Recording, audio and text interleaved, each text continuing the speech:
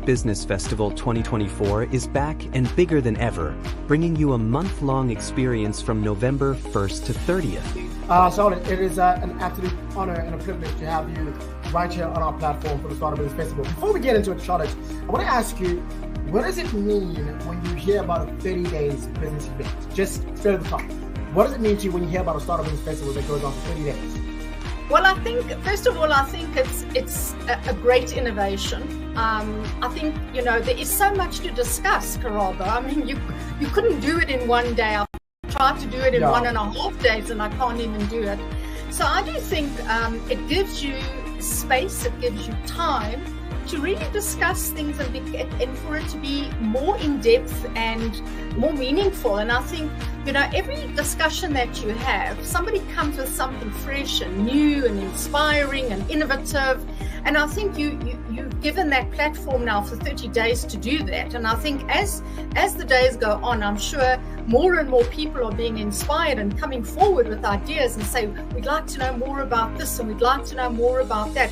So I think you really are allowing for that thought process over a longer period of time. So I think kudos to you, kudos to Lucky and the whole team that has put this together. I think it's brilliant and I really want to support it as best as I can. This is your chance to join leading entrepreneurs, innovators, and change makers from across the continent as we connect, grow, and shape the future of business. With an exciting lineup of keynote speakers, masterclasses, dynamic panel discussions, exclusive product launches, and live showcases, this festival is packed with opportunities to inspire and elevate your entrepreneurial journey. Don't miss out. Register now to secure your spot and be part of Africa's most transformative business event. Let's build the future together.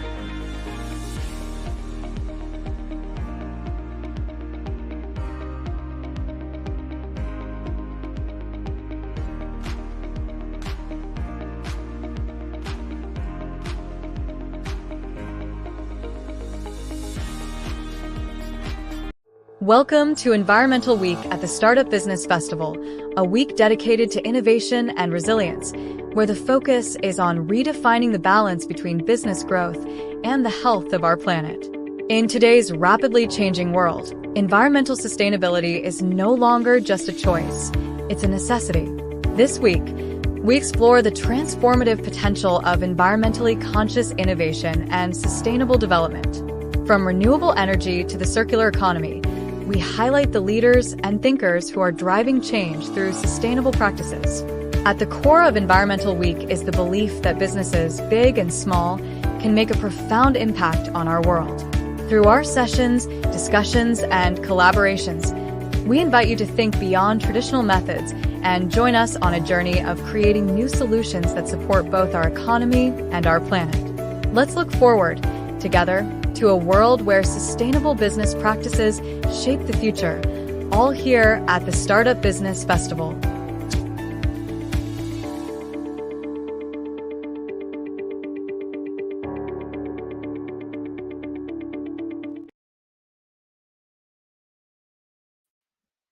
Good morning and welcome to week one of the Startup Business Festival 2024. I'm thrilled to be here. I am your host today, Sibulele Dolo, the brand architect and storyteller from the ICRG group, and I bring you an exciting program today. I will be helming it today, and I will be kind of leading and driving the boat today. We're thrilled to embark on this month-long journey with all of you, exploring the incredible opportunities and challenges of building a resilient startup ecosystem in the era of AI. This festival is about learning, collaborating, innovating, empowering, and shaping the future of entrepreneurship in South Africa and beyond. Today marks the first day of week one, where we focus on environmental entrepreneurship. As we gather here virtually, we recognize the pivotal role that environmentally conscious startups play in our world. These ventures are not only dedicated to creating sustainable solutions, but are also driven to be urgent and needed to protect our planet and transform industries towards a greener future. The integration of AI in environmental entrepreneurship offers transformative possibilities, from optimizing resources to using predictive technology to predict environmental changes. AI enables startups to innovate sustainably and scale with impact. This week, you'll engage with thought leaders, innovators, and change makers who are paving the way in this crucial space. Through discussions and all the keynote addresses and all that will happen this week, we are trying to aim to leverage AI to address environmental challenges and create sustainable value for our communities and ecosystems. As we dive into the first theme, I encourage each and every one of you to connect, share ideas, and envision the future of sustainable innovation. Let's learn from one another, take bold steps towards building a resilient, AI-driven startup ecosystem that champions the environment. So today we have an exciting speaker who will be delivering a keynote address. Akinwale Ogundipe is a monitoring and evaluation manager at the Leap Bradford CIC in West Yorkshire, England. He has over 12 years of expertise in monitoring, evaluation, accountability, and learning systems, focusing on data-driven approaches to enhance developmental outcomes through advanced analytics and AI. He holds an MSc in Applied Artificial Intelligence and Data Analytics from the University of Bradford, and an MSc in Public Health Management with a public health focus from the International Telematics University. Formerly as the Director of the Strategic Information at ProHealth International in Nigeria, Akinwale established a comprehensive MEAL system and worked with government stakeholders to develop strategies for data management and reporting. He also has experience working in Save the Children and International and Catholic Relief Services, managing programs, tracking key indicators, and facilitating training on MEAL practices. Akinwale is dedicated to advancing the development of evidence-based and people-oriented AI solutions for sustainable growth and fostering impactful opportunities for startups. So without further ado, let us welcome our keynote speaker. Good morning, good afternoon, everyone. I don't know. It's morning this side. I don't know which side of the world you're joining us from, but it's good No, to be it's here. morning this side. Welcome, welcome. How are you doing today? I'm good. No problem. Just walk us through your journey and also how you're going to be delivering our keynote today. Okay, thank you very much. Just like you said, I've had some good experience, I would say, working in the African setting, supporting programs and establishing monitoring and evaluation systems. My goal right now is to be able to, see how AI can help to deliver social good. A lot of things has been said about AI, but my goal is to see how we can harness it to be able to get our life better, to make us do things more easy, and to have that human face as we do everything that we do. And I think this is an opportunity for startups to be able to nip into AI and see how you can automate a lot of things that you do. Sincerely, for me, the good is very high if we all can engage it. So basically, my keynote address this morning is just to help us see a kind of a balanced argument. Okay, I'm not just going to tell you the good about AI so that you run into it blindly. No, I'm also going to help us to see what the challenges could be, because I believe that once we have both information, then we can be able to make an informed decision and be able to use AI to, like I said, for our own good, for our business good, and for the general good of the population. So if I can go straight into my presentation. All right, no problem. You'll go straight into your presentation. So Right, I love that you're delivering a balanced approach to AI, because most people run to the good. But you can take us through your keynote address and your presentation. Thank you. Okay, so my keynote address is already prepared as if I was going to be in person.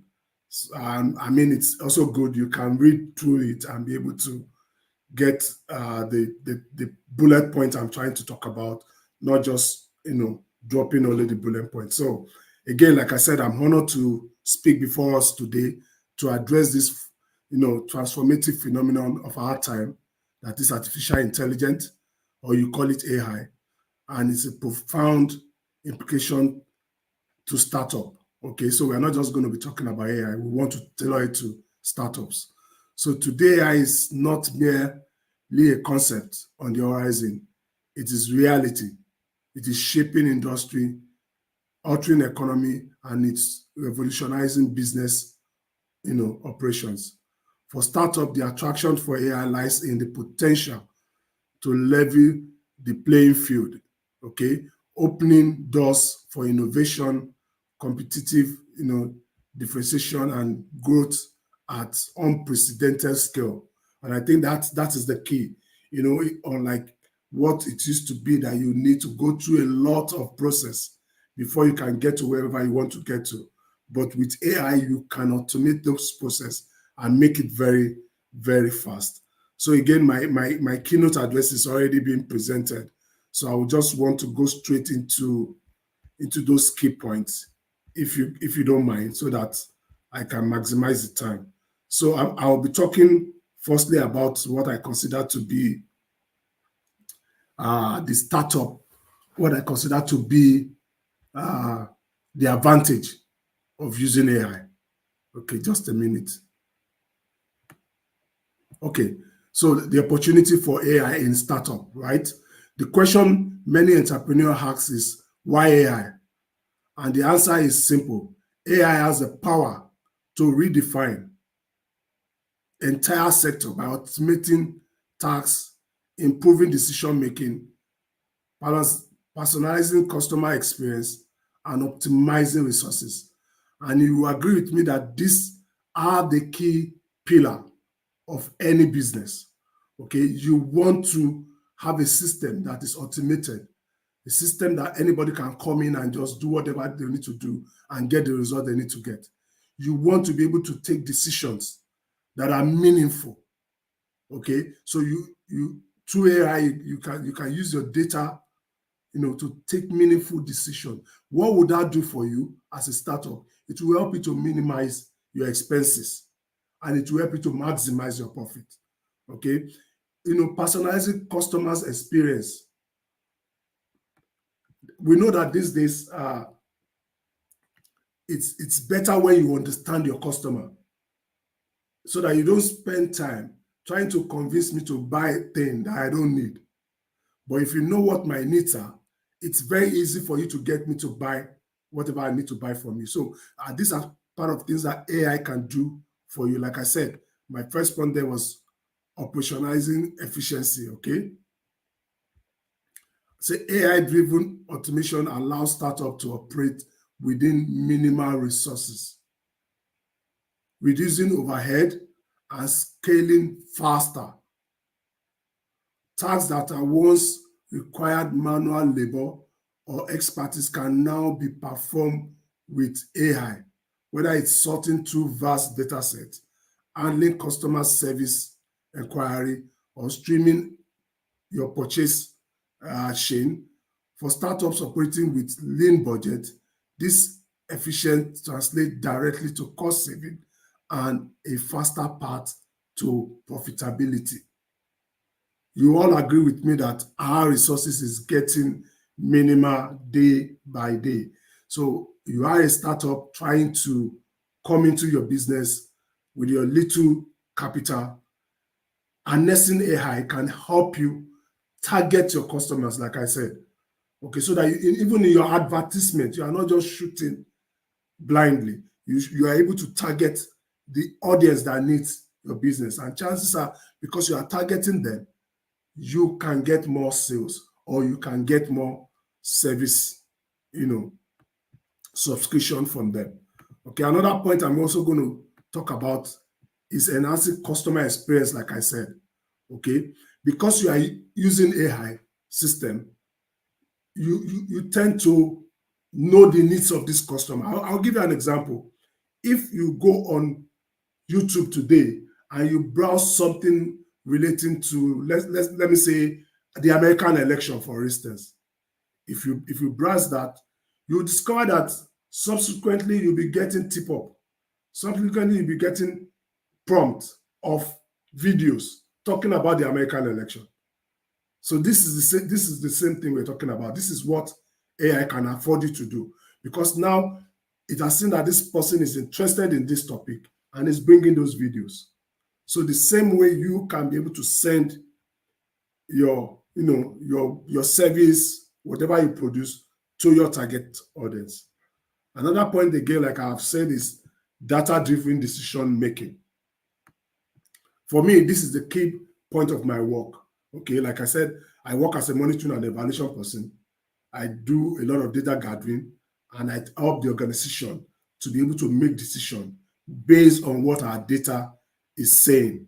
So with AI, it can help you to bring in massive data from your service that you provide, from every angle of your services that you provide, and using the necessary machine language and every other AI, technology, you can be able to dig deep into the patterns.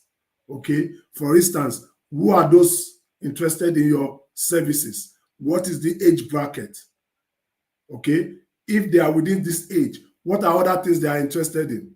How can you combine, these two things to be able to reach them? So all this you can be able to take because you have robust data coming in. Another point I want to put it, they said rapid prototyping and innovation. AI facilitates the creation of new products and services because you have huge data sets, right? And because you are able to probe this data set, you will be seeing patterns, like I said. You will be seeing things that people are interested in that probably you are not even thinking of. Then you can strategize a new product to be able to meet those needs.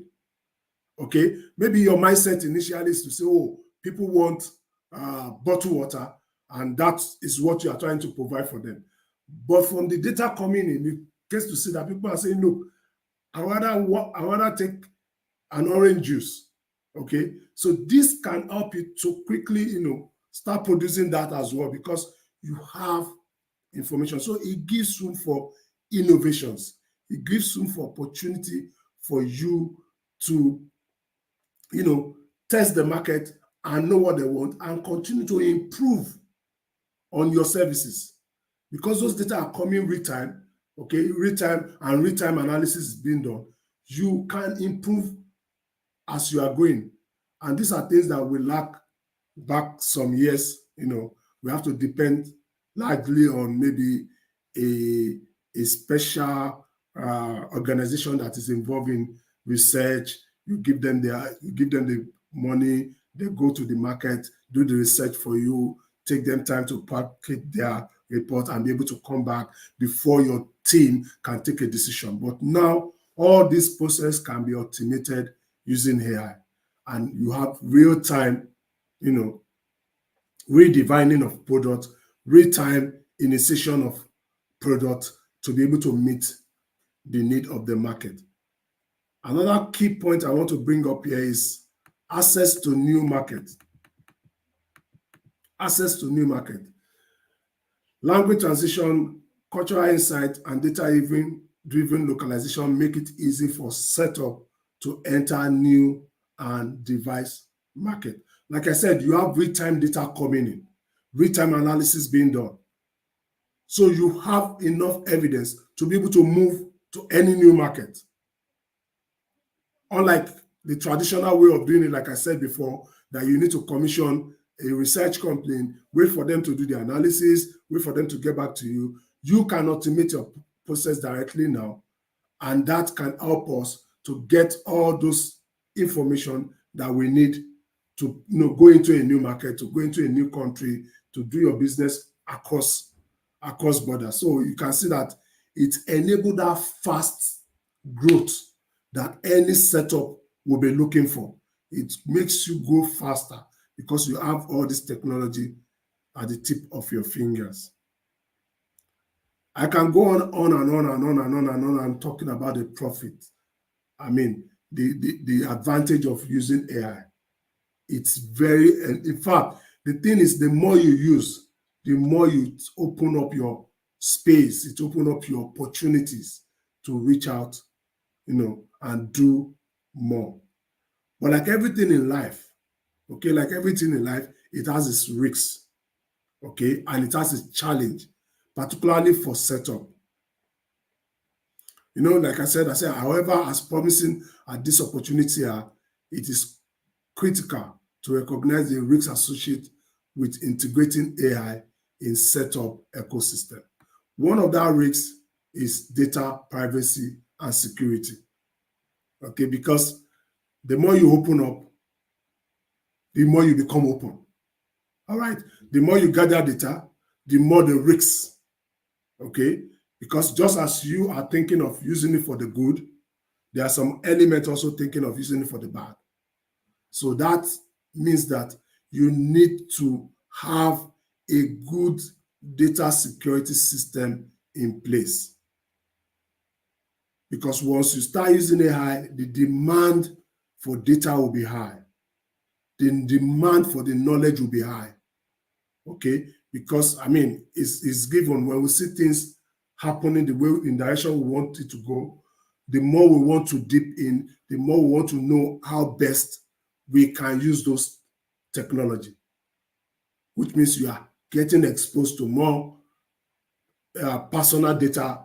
How do you manage the customer data? How do you manage the client information that you keep getting every day? How do you ensure that it doesn't get to the wrong hand and start using it? People is probably using it to spam your customer, using it to send all sort of spam mail to your customers. So all this has to be planned along as you are trying to develop your AI component. The good is that you can develop our skills to be able to manage some of these challenges, but they are very real. Data privacy and security is very, very essential. I know for a country like South Africa, you have good data structure, and I think that this also should have a way of being managed in country.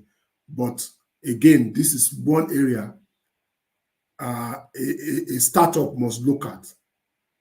How do you get the necessary architectures? How do you get the necessary infrastructures to be able to ensure that you can manage those data and you can ensure the security of those data, particularly your customers that are giving you this information? Another challenge there that I want to talk about is resource intensive and cost. Okay, it's a new technology. It's a new technology, so you can't run away from the fact that it will be capital intensive. It's like everything, back then in my country, if you want to buy a petrol car at a particular time, it was very, very expensive, right? But now it's not as expensive when you're talking of buying an hybrid car where you can use petrol and electricity. So that's the same thing with this technology. Right now it's expensive. Right now everybody's into it to want to make money out of it. So chances are, if you're going to harness with any organization to use their platform, or if you're going to harness with any existing technology to be able to use, it will be capital intensive. So for a startup, it will be to do your scale of preference. Okay, yes, this is where you would have liked to be with AI. Can you just start from somewhere very low so that you can minimize your costs? Otherwise, if you jump into it big time, the cost might push you up, because the bulk of the talent, which is my next point, the bulk of the talent we still have in AI right now are still outside the African continent. Okay, the expertise are still majorly in the developed economy. And so it means huge foreign exchange for you to get things done. But given organization like what is happening with the startup, business fora, I know that this also will help to build in-country expertise. But while we wait for that to be able to get to the point where startup can easily tap in them, we cannot close our door to AI. We need to engage it while we continue to build the in-country expert. So in the meantime, while we're doing that, my advice would be that as a startup, you start it at a low cost. There are technologies, AI technologies that are just not very expensive, depending on what you want to do. All right. Then as you go along in the business, you can then be scaling it up. I know with the rate things are growing, with the rate Africans are embracing it, we will start having expertise within the African continent.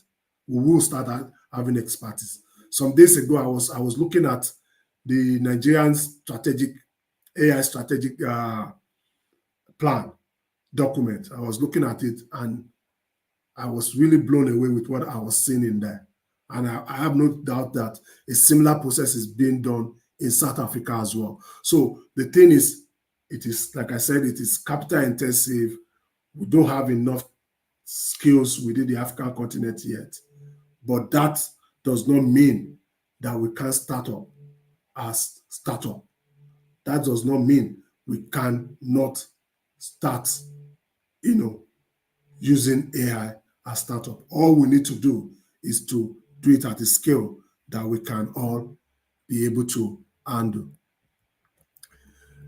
My fourth point, I wrote fifth point. My fourth point is my key point with AI. This is where, for me, I really want to be part of discussion because of the ethics and regulatory challenges.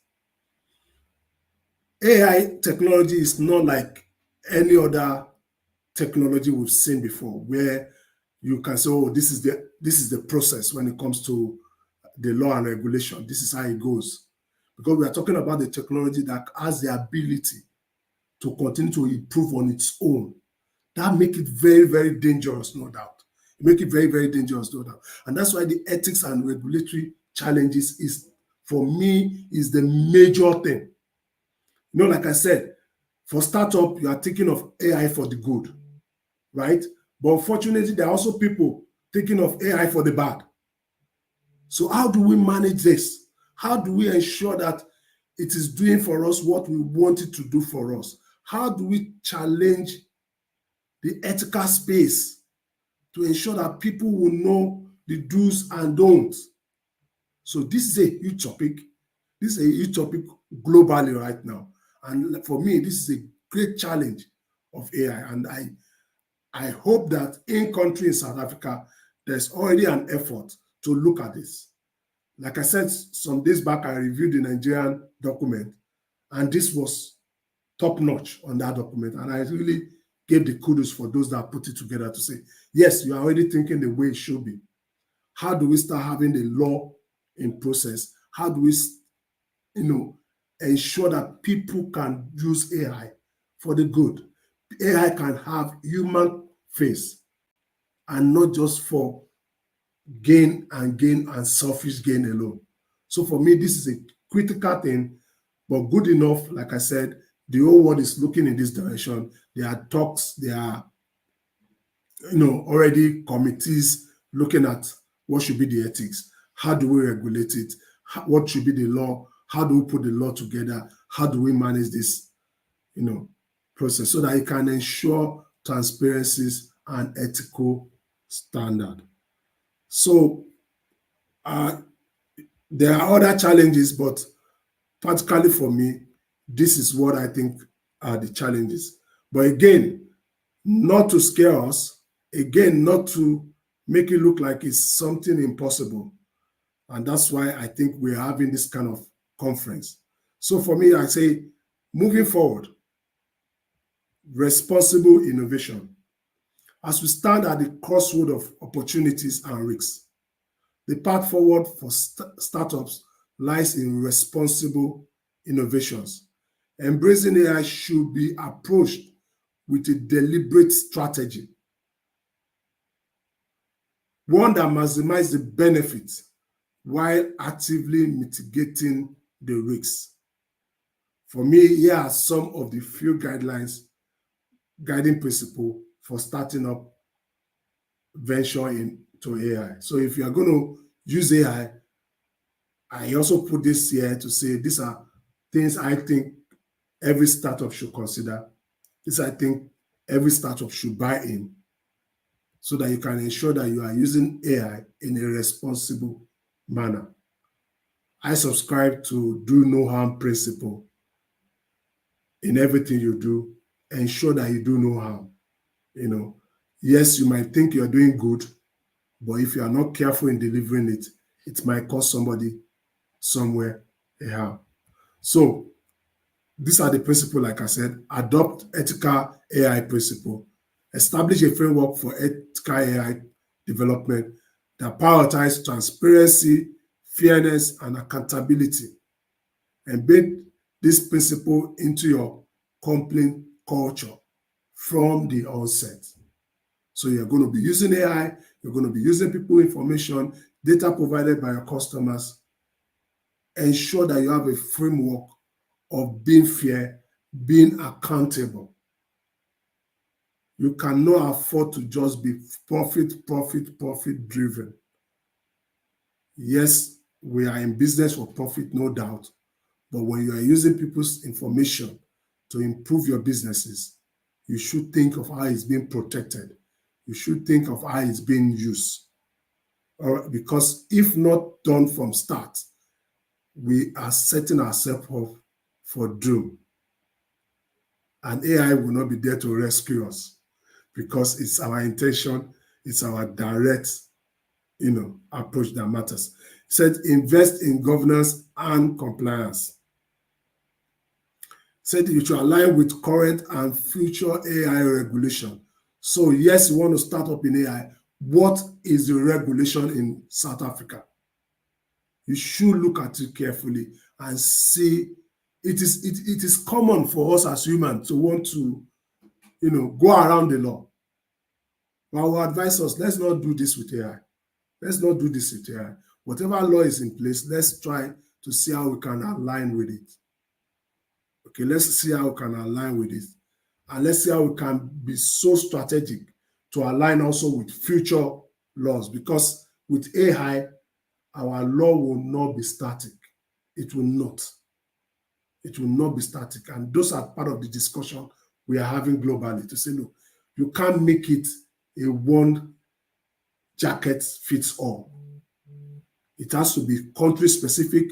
It has to be even within the country, some region specific, so that you don't have a situation where you think this will work in this region and you take it to another region and it messes up. It might be so fatal. It might be so fatal. Okay, so another thing there, I say collaborate with stakeholders. In AI, no man can be an island. I know we are in profit, we are in business for profit, and chances are we want to keep our strategy secret. Fine. But in AI intervention, we need to discuss.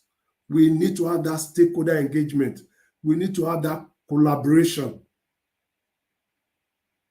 And that's more reason why I support initiative like this that wants to get African businesses to interact with AI quickly.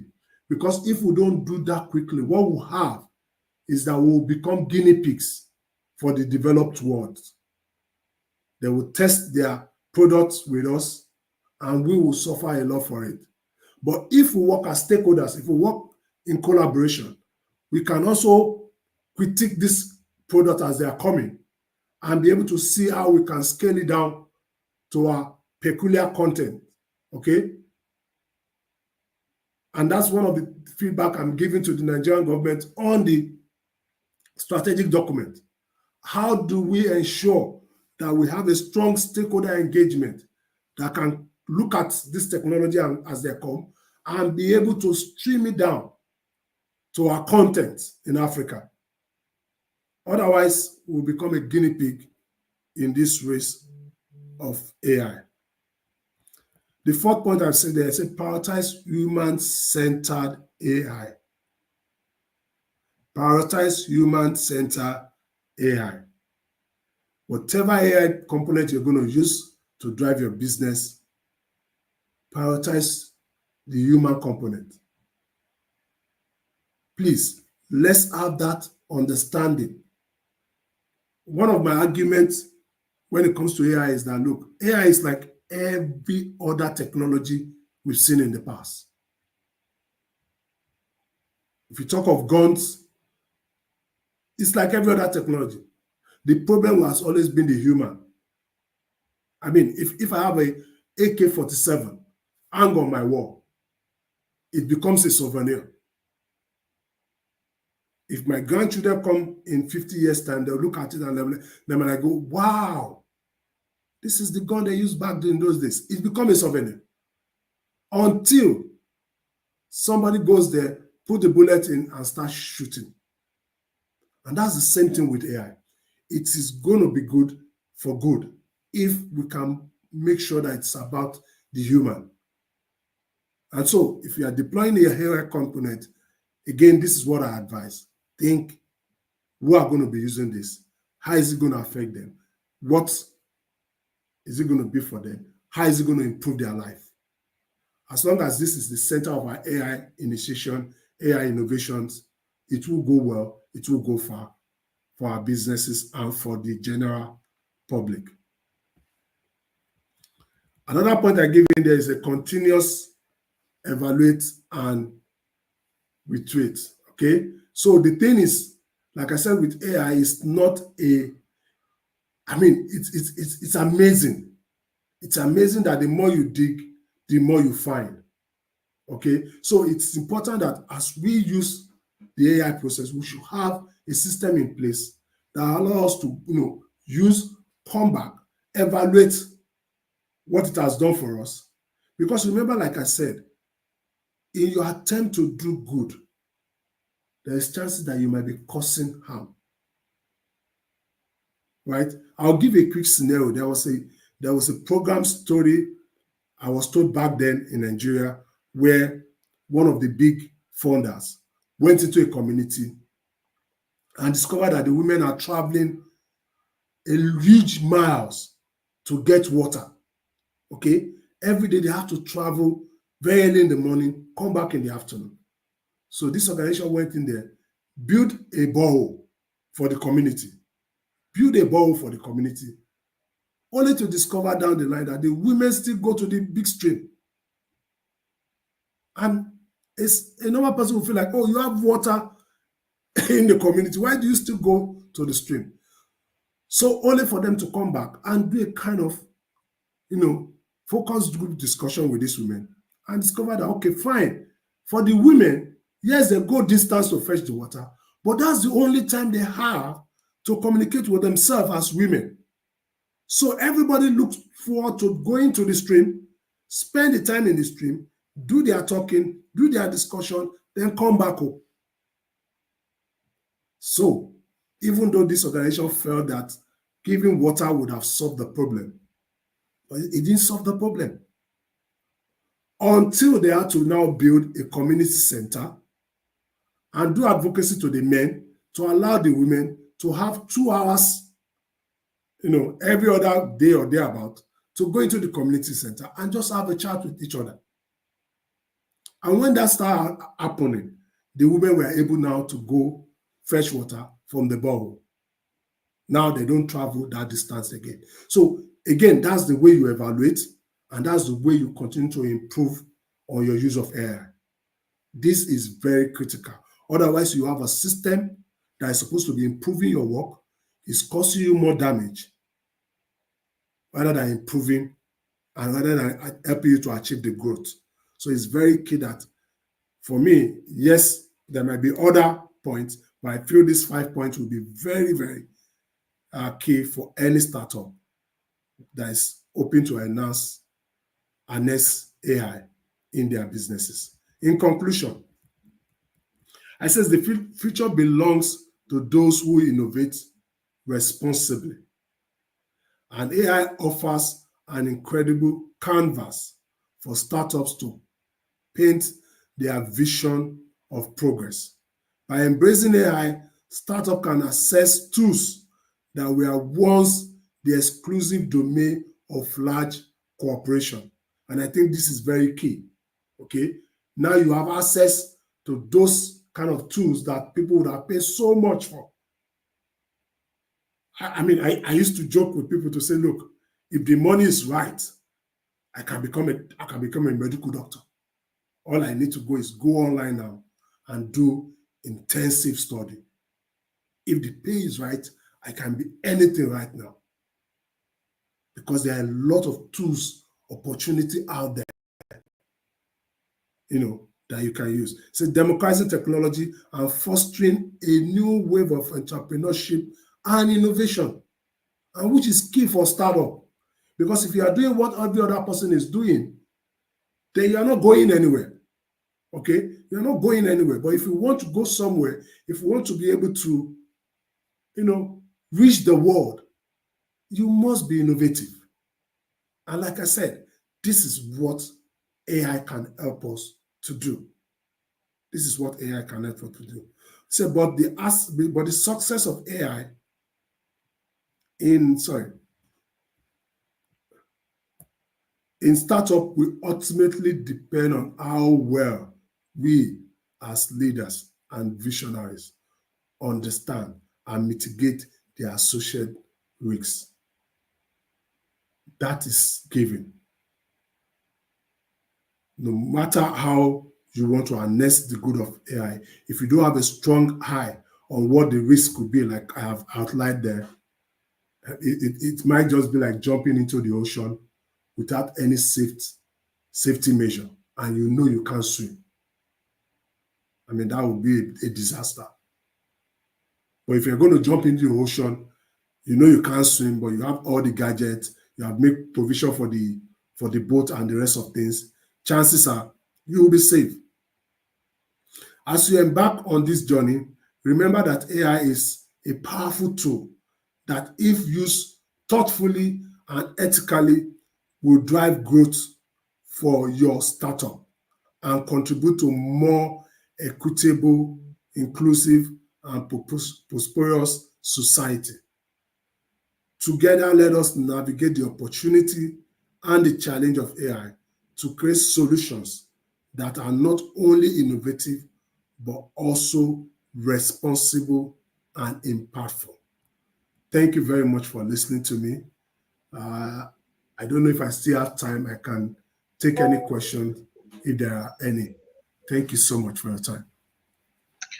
Thank you so much for your very, very detailed and informative presentation. Of course, I have my own questions because I will be helming today's session. We have about 15 minutes left, I think, but I'm going to start with the first one that I had, and I jotted down when I'd seen your bio and everything. Given your experience in MEL systems, how can startups effectively use AI to monitor and evaluate their progress without compromising on data privacy and security? So that's the first question that I have for you. Okay, so like I said, there are already laws within country. I'm not privileged to know what exactly it is with that in South Africa. So I will say, first, you need to check that. One of the things that we do as data collector is we don't give details of the people. Okay, so that is a standard we must know. So if you are going to use any data, you kind of normalize that data by removing the identifiers. Okay, because you don't actually need the person. You only need what they are saying to do your analysis. So if I'm going to exchange data with anybody, I'm going to remove the name of the person. I'm going to remove all those things that identify the persons. First, those are one given standard that we must protect. So the next thing is, you talk about how do you store this data? Where do you store this data? Who have this access to this data? Because again, if you just store your data anywhere and somebody else can have access to it, like I said, you are planning it for good. You are planning it to improve your business, to improve the well-being of your customers. But they could use it for any other thing. An example is, sending spam emails to people and where. So where you store your data matters. Those that have access to it matters. So I would say if you're using a laptop, it has to be a laptop that uses password. It has to be a laptop that is not a general use laptop. Again, it all depends on the scale you want to start with. Okay, if it's a big organization that's going to be, we're talking about 5,000, 10,000 data, I would rather say, look, you need to get a staff that have an understanding in data management that can ensure that they are compliance with the in-country laws and regulation. Once you can do that, I think you will be safe. Thank you for that valuable insight. I'm going to move on to my next question because I just want to pick your brain before you run out of time. What advice would you give to early stage startups about leveraging data analytics to create impactful evidence-based AI solutions? So are there any common pitfalls that they should avoid? Okay, so yeah, like I outlined, it's about scaling. It's about scaling. Okay, the temptation will be to just jump into it, but if you can follow some of the advice I've given, it's about scaling. First, what is the law saying? What is the law saying? Because if you don't allow yourself to be guided by the law, you will falter. And the fear about AI is that the impact may be so high. The impact may be so high. So the first is guide yourself with the existing law. Ensure that whatever technology you are going to use, you can domesticate. I'll give you an example, ChatGPT. ChatGPT is a wonderful tool. It's a wonderful tool, but if you go into ChatGPT and say, write me my dissertation, it's going to give you a dissertation. It's going to give you quotes. It's going to give you literatures and everything. But those literatures are not existing. So imagine the fatal error you will make where you just take everything from ChatGPT and submit it to your supervisor. You are done for, because most of everything that it gives you, it will give you the name of the author and everything. They are just made up. But look at it in a scenario where you go to ChatGPT and say, look, I have these ideas. I have these ideas. I have this business idea. What and what do I need to do first? Now you are beginning to engage it in a more useful manner, because it's going to give you an idea. So, okay, for you to do this, you need to do this first, you need to do that, you need to do that. Then you can come back with your team and be able to synthesize it to meet your content. At the end of the day, chances are you will deliver that thing and it will go well. Because what you actually use AI for is to get the ideas. So the mistake a lot of people want to do is do it for me thing. It will do it for you, but it will not do it for you with the human face. And that might be a huge error. So I think, like I said, if people can look into some of the suggestions I've made, be ready to abide by the law, be ready to ensure that it's not going to do any harm, so that once you start seeing the sign of the harm, you come back to your drawing board. You come back to your drawing board, because it will show you. Once it's going the wrong way, you come back to your drawing board. The truth is that we can't perfect it yet. We are going to be learning as we go. That's the truth about AI. We're going to be learning as we go. But don't put yourself in a situation where the learning will be too costly. That's what I would say. So take it easy. Have a plan with your team. What do we want to achieve? What kind of AI do we need for this? If you are a servicing organization, for instance, chatbot will be very helpful on your website, where people can, get information quickly, all those stuff. So those are things you should think of. Then as you go in it, chances are, because you are leveraging and, building your network, you start seeing more needs for you to be able to harness AI.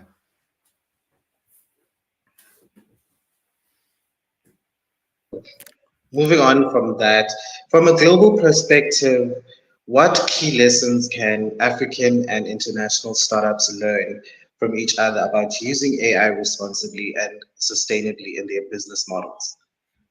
Okay, so again, like I said, it's collaboration. I know for Africa, like I said before, the tendency is that we feel that, oh, it's my business strategy, I don't want to share.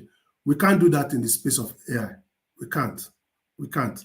We must, because one thing, like I said, one thing for me is that if startup in Africa start engaging, what we are going to minimize is us being guinea pig for developed countries. Honestly, that is what I want us to start minimizing. Otherwise, you'll be shocked at many technology that is being developed on the ground right now as we are talking. You'll be shocked. You'll be shocked. And we have the market in Africa. We have the volume of market in Africa. Chances are they will just be dumping this on us. But if we continue to form that, just like this platform that you guys have created, where startup can come together and say, okay, fine, we're doing a similar thing. So what kind of technology do we need? At the end of the day, we can come together and fund this technology, right? It doesn't stop our customers.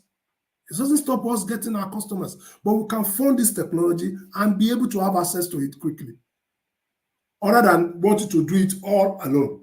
Okay, so these are the kind of things that we should do as startup in Africa.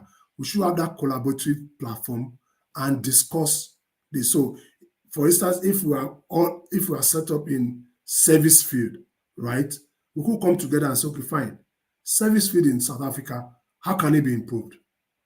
Oh, it can be improved where we have a situation that we have access to real-time data, of our customers. How can we get access to real-time data? We need to deploy this technology. Okay, is there any way we can come in as a partner and have this technology in South Africa? Okay, so at the end of the day, we all are bringing in our resources and we're having it. At the end of the day, we pick up what we need from it. So that's the new thinking that we should be having, rather than what we ought to have, where everybody wants to have their ideas, want to do their thing because we feel we are in business. Yes, we are in business, no doubt. Yes, our strategy needs to be, top notch, no doubt. But using technology together only means that we will all grow together. Doesn't mean that I will steal your customer or now my customer will come to you. No. You still have your hidden, customer ideas. The way I will present my website, for instance, will be different from the way you present your website. The kind of language I'll be talking with my customer will be different, but access to the technology, we can have it together, and that way it will be more cheaper and more accessible to everybody. Okay, for one of my last questions with you before I let you go, we have to speak about the realities of doing business in Africa, and more especially because we are such a resource-rich continent, but we have limited resources when it comes to things like AI, when it comes to things like technology. So what kind of leveraging can we do when we come from resource scarce areas such as South Africa, such as Nigeria, such as Congo, those places where the tech is coming, the tech is there, but it's not where it is in the developed world? Yeah. Okay, so it's still boiled down to what I've said, is collaboration. Who is interested in what you are doing out there should be what every startup should be talking about now. So whatever I'm doing in my corner in South Africa, maybe in any of the provinces there, who outside is interested in it? Who outside is interested in it? So you can start forming that alliance. You can start forming that, that network. I'll give you an example. Okay, so like I said, I work for the LEAP program here in Bradford. So back in Nigeria, I'm hoping to start my NGO work in Nigeria. And I'm only talking to my organization here. So that I take it back there. I mean, it becomes Bradford Leap Nigeria. So what does that do for me? It helps me to go faster. It helps me to get the support I need to be able to scale to the point I want it to be in Nigeria. So that's the way startup in Africa should be thinking. Who is out there doing what that I can benefit from, that can benefit from me? Okay, whatever you're doing, is there anybody out there that is big, that is doing it, that you know that you being on ground there will be a good market source for them? It's a win-win situation. And with that, you already know that with that, it comes with already made AI technology that they would have been using. You don't need to spend your money on it again. Okay, you are harnessing it, and you are the man on ground or the woman on ground, as the case may be in South Africa. You are able to do what you need to do, and you are getting that support. So that's another way to it. Then the second thing also is that structures like yours also should be engaging with the government. Because the truth is, either you like it or not, there are bulk of these things that the government need to do that we can't do as startup. I'll give you an example. I don't know what the internet strength is like in South Africa. The government needs to invest in this. It needs to be that top-notch internet that can support what we are talking about. Okay, I'm in the UK, and I know that some of these things I have access to here, I may not have access to them back in Nigeria because of the kind of internet structure that is there. These are things that a startup may not be able to do. But if we have body of startup using platform like yours to engage with the stakeholders, to engage with the government, to put the necessary measures in there, okay? Because if you don't have the bandwidth of internet that you need to have, chances are you may not do more than you are doing right now. So I feel that if things can be combined in those two ways, is a setup in South Africa and looking at it to say who is doing who is interested in what I'm doing, can we partner with these people and see how this can be done? I mean, that will shoot you fast than you can imagine. Okay, and then while that is also going, network like yours, bringing stakeholders together, seeing how they can help the government to put the necessary infrastructure in place that can support whatever technological ideas, innovation that you want to bring about. So I feel that if these two pillars are used, it can help, to scale any setup within the African continent very fast. Thank you so much for your insights. They have been valuable, but we have run out of time today. Thank you so much for availing yourself to have this candid conversation, to have the keynote address with us. Thank you very much. Are there any last thoughts from your end before I let you go? All right, just to say well done for the platform. I know it's not an easy thing. You guys must have done a lot behind it, but it's a good one. These are the kind of platform we need. My hope is that the setup will continue to work with you guys and see how all this technology can be harnessed for the good of what we all do. I wish everyone the best. Enjoy the rest of the conference. Thank you so much for your time and thank you for joining us. That is all from this morning with the Startup Business Festival 2024, week 1, day 1. We will be back at 12 p.m. So please join us at 12 p.m. for our next part of the program. That is all from me. Please join us on our socials as well, on Facebook, Instagram, X, and YouTube, and also on our official website. Just join, converse with us. If you have any more questions, shoot them out. Maybe we'll see them and take them to our experts. But yeah, that is all from me. I'm signing out.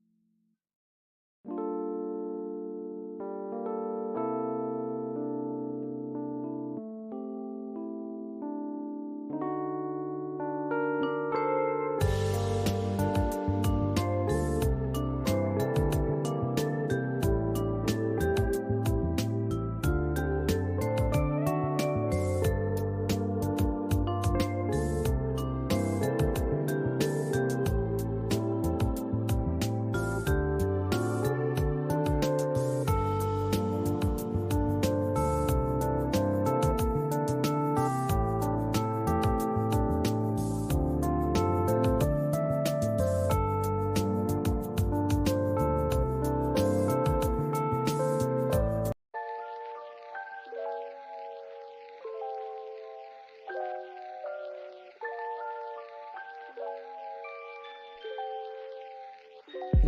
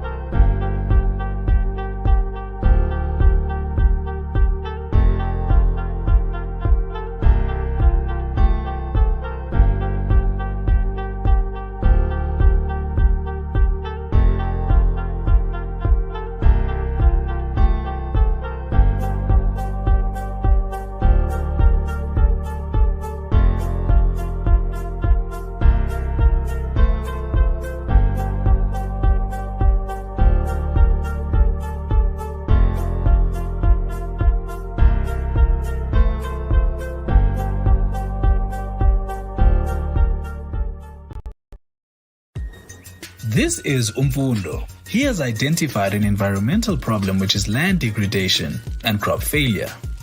Umfundo wishes to better his environment and community by installing an aquaponics system that helps produce crops and fish. But how will he go about tackling a project of such proportion? Luckily for him, he doesn't have to try and do it on his own. By joining the Imvelisi Enviropreneurs Bootcamp program, he will be provided with knowledge, guidance, and resources needed to build his idea into a business. Imvelisi aims to prepare young people who are considering startup businesses in the water and biodiversity sector for a better understanding of what it takes to start and run a successful business. Assessing the market potential for ideas.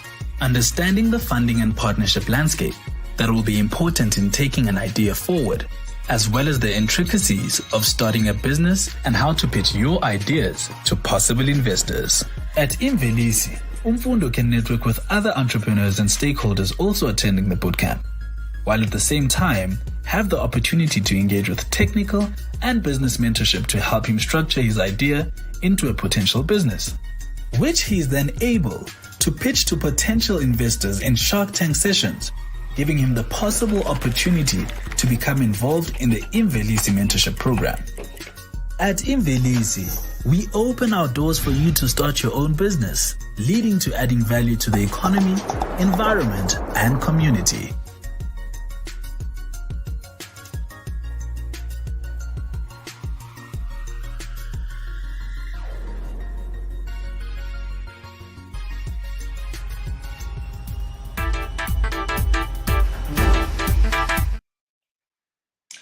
Welcome back to the Startup Business Festival 2024.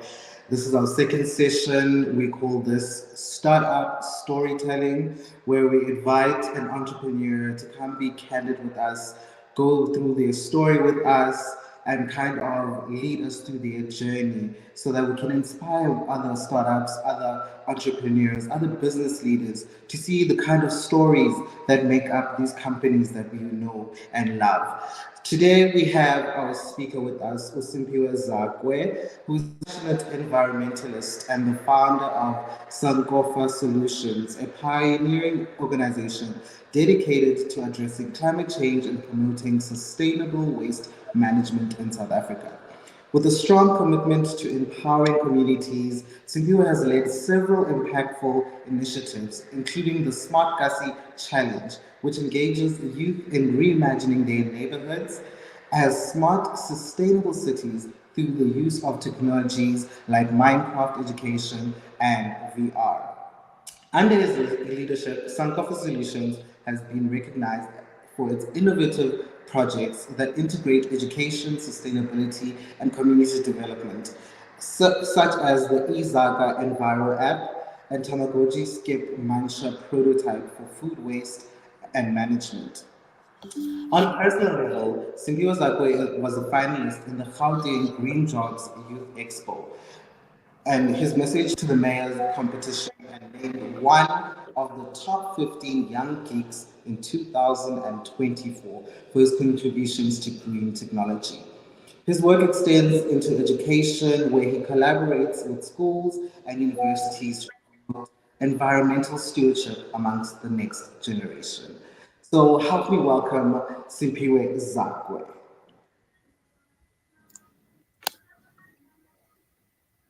Hi Simpiwe, how are you? Hi, Sbulela, how are you? I'm great, thanks. I'm How's your also day good. going? Now it's been a busy day. Just concluding last week.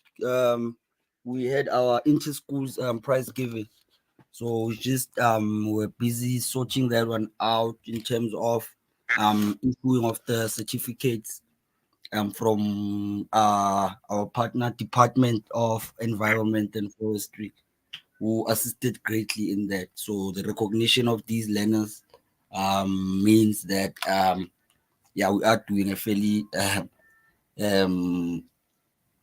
a job in sharing this kind of information with both scholars and community members within the city of Gauteng. So my day has been The work that you're doing behind the scenes and in front of the scenes is tremendous, and we thank you for it. I'm sort of going to be driving the boat today. We call this startup storytelling, where we dive into your story and your company's story and who you are as a person to try and inspire those who might be looking at this program and being, hey, I want to start something similar. Hey, I want to be in the similar space. So we go through these startup storytellings to kind of coax the ideas out of you guys to give to the next generation. So I'm just going to be asking you questions, relax. It's questions that you should be able to answer, but they're questions more around your story and obviously the company that you run. okay, no problem. Do you have anything for us to see? Do you have a video prepared or anything that you'd like to showcase before I start? I haven't prepped anything honestly, so so sorry for that. Because Agnes, pardon? Oh yes, can you please turn on your video for us so that we can Okay. see YouTube? Okay, let me quickly do that.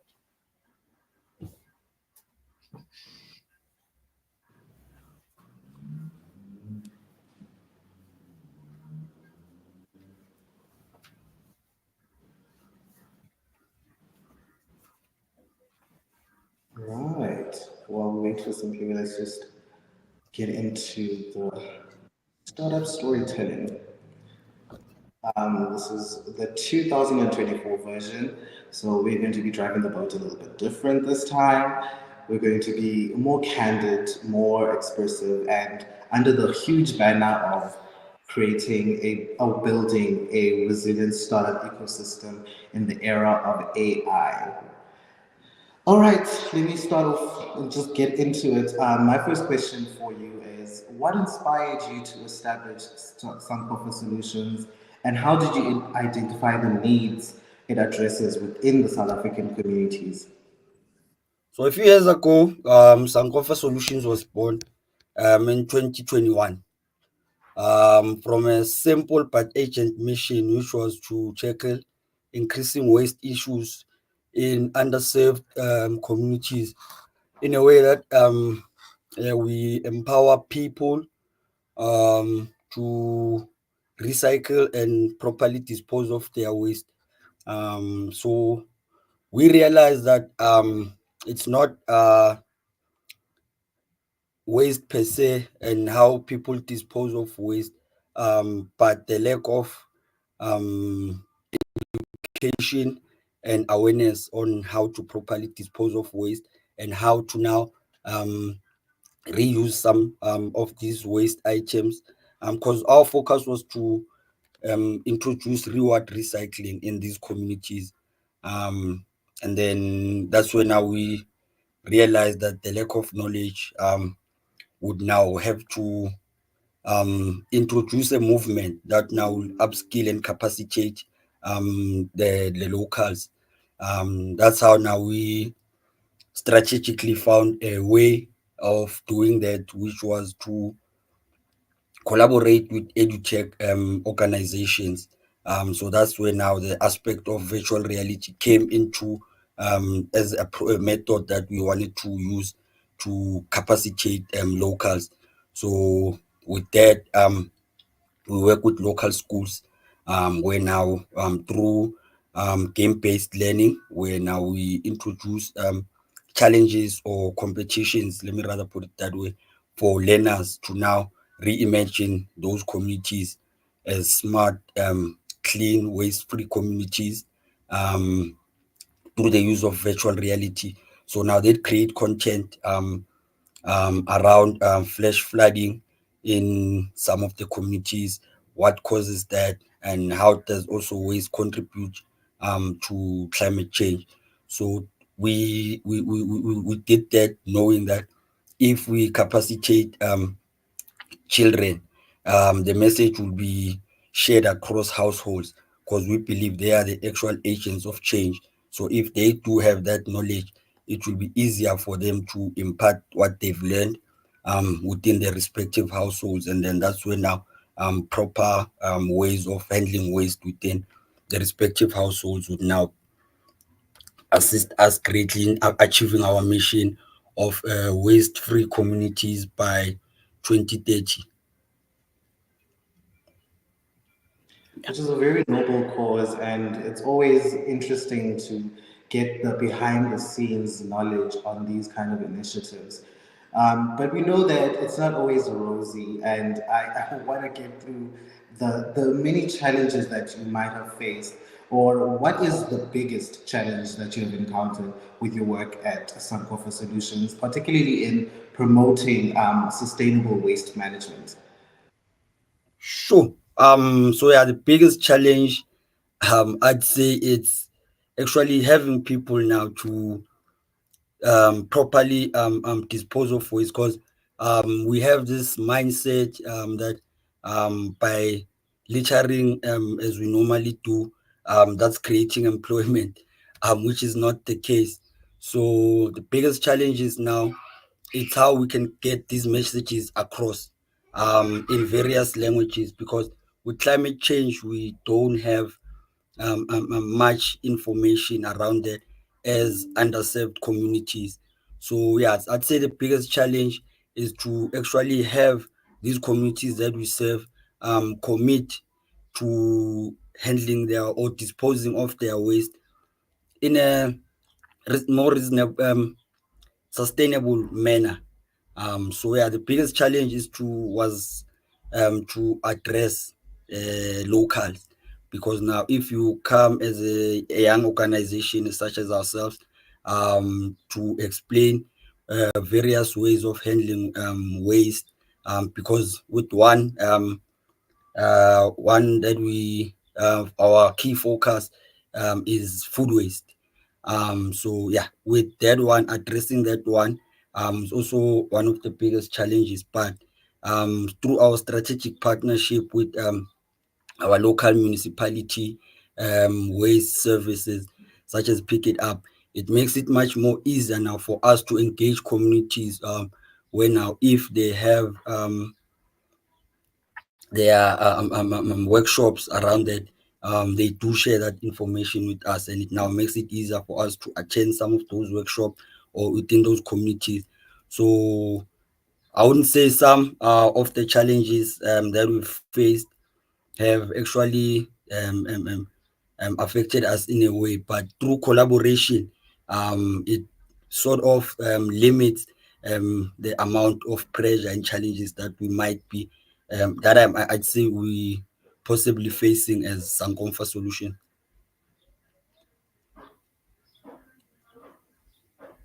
Let me take you to one of your initiatives that you started, the Smart Gasi Challenge. Um, it was involving the youth and sustainable development. Could you share a memorable success story from this environmental initiative? Oh, success story. So on Thursday was our prize giving to recognize schools that were best builds.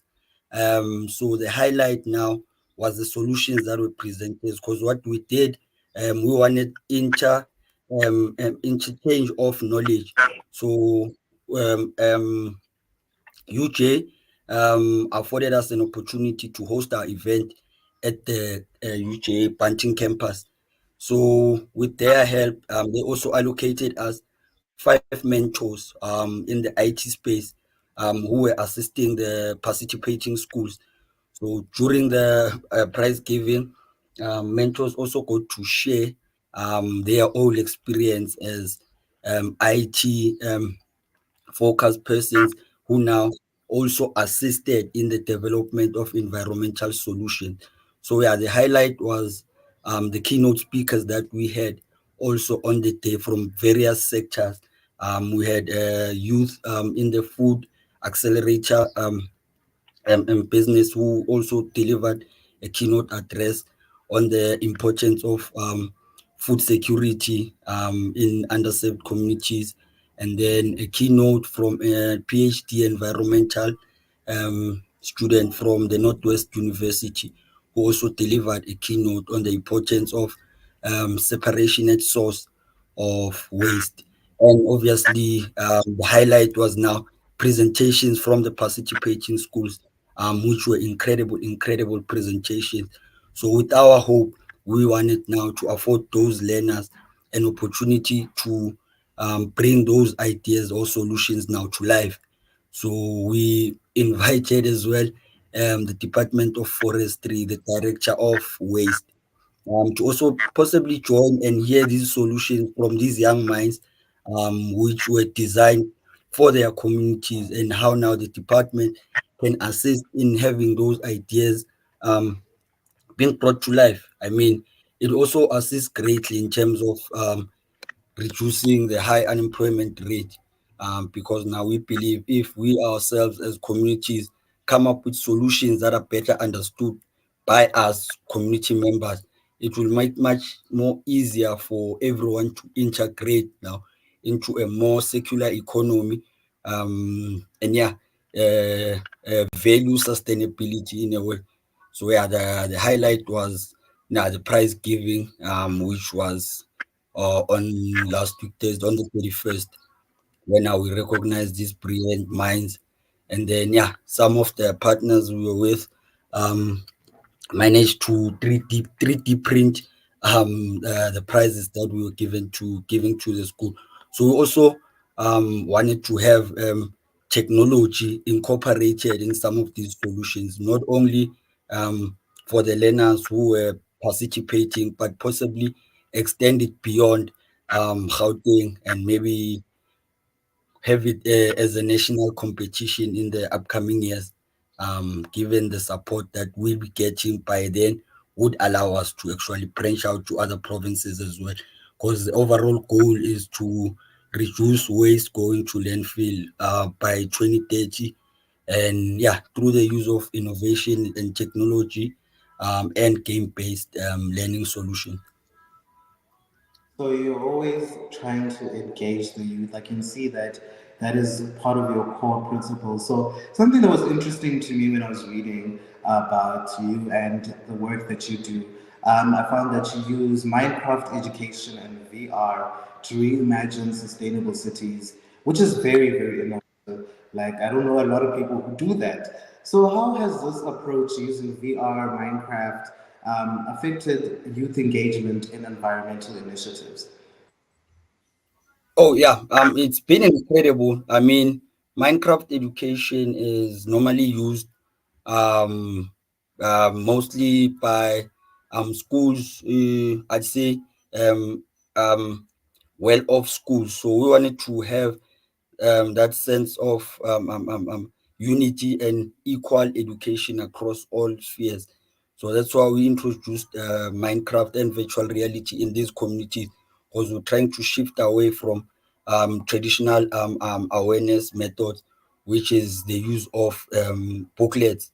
So we wanted to have relived experiences by these learners.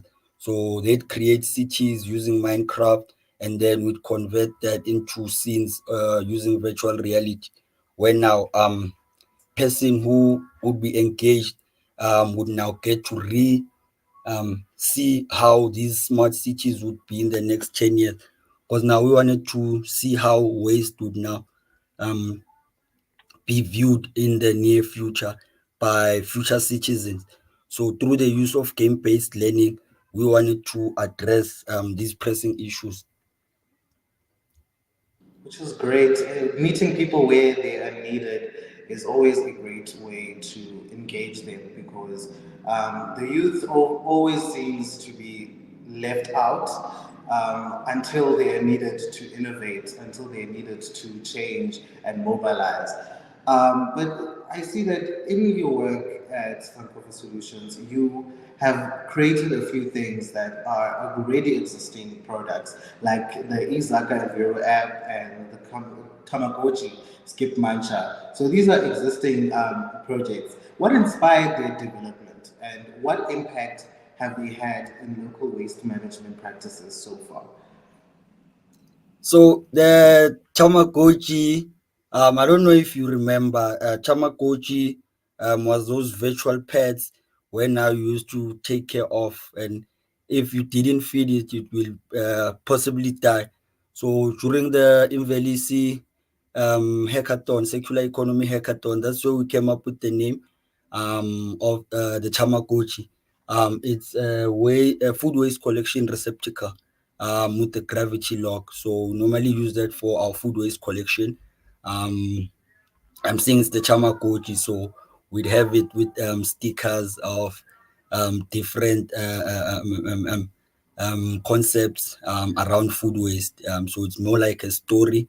And then we realized that how can we now make it a success in underserved communities to also address illegal waste, illegal dump sites. That's when now we had the name Skip Mancha. So it's your normal skip bins where now just have an enclosure and then there's a QR code. So forever, whoever's gonna be using those skip bins would now scan the QR code to and different prices that would be afforded on the day.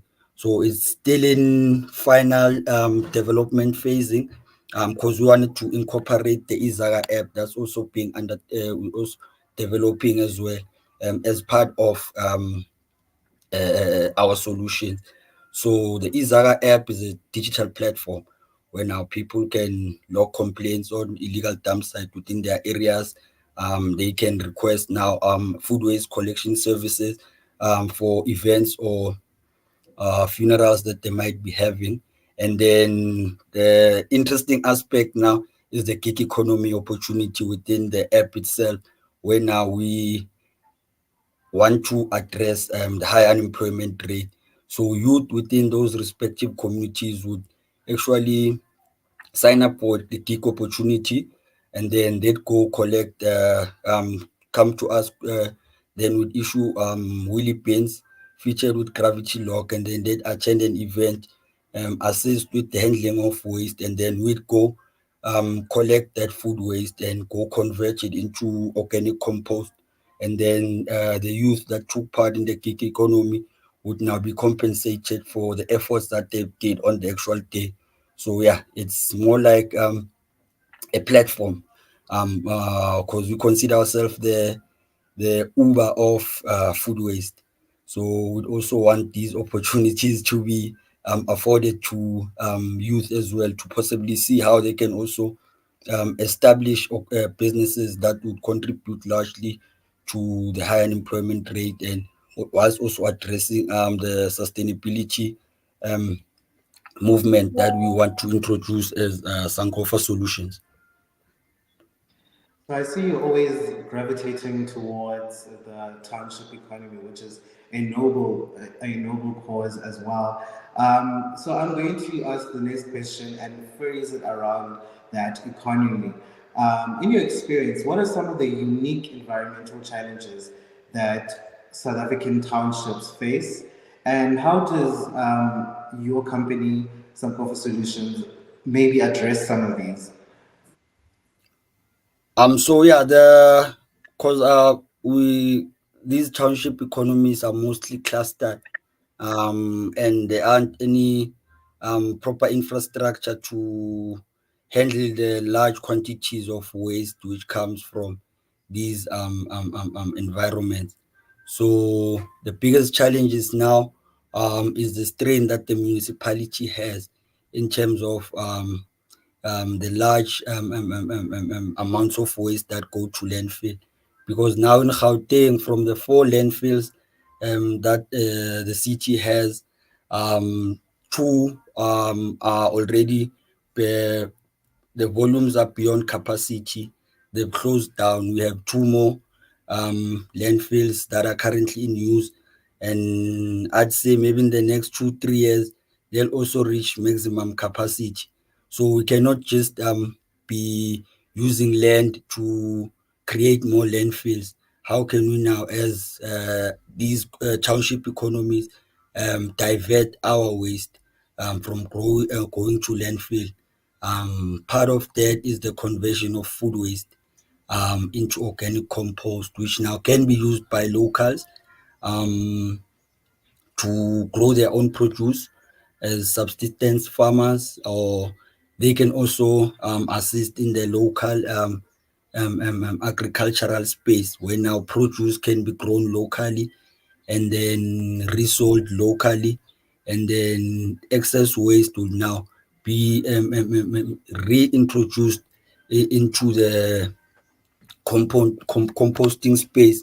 So with the packaging waste now being resold, because what I've noticed is that within these communities, campsite recyclers only um, collect what they consider valuable, and then all that other waste goes to landfills.